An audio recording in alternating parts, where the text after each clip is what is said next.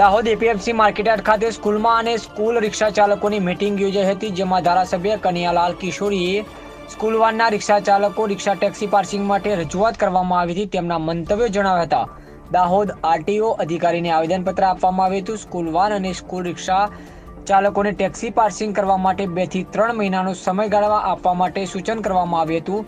ત્યારે સ્કૂલ વાનના ડ્રાઈવરોને આર્થિક પરિસ્થિતિનો સામનો કરી રહ્યા છે, તેથી આરટીઓ અધિકારીને આવેદનપત્ર આપી રજૂઆત કરવામાં આવી હતી.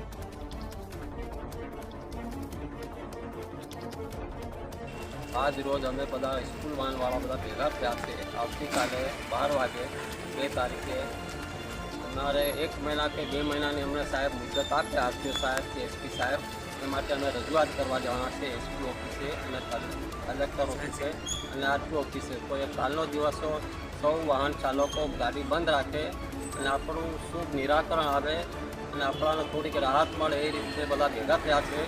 તો અમારી બધાની રજૂઆત છે સાહેબને બી અને સ્કૂલ વર્દીવાળાને બી કે ભાઈ બધા સાથ સહકાર આપે અને સુખીકરણ આપણું નિરાકરણ આવે અને આપણાને જે ટેક્સીનું કહે છે તો ટેક્સી કરાવવા અમે મંજૂર છે અને જે બી કંઈ ખર્ચો આવશે એ અમને 2-3 મહિનાની મુદત આપે તો એ મુદતમાં અમે કરી શકીશું.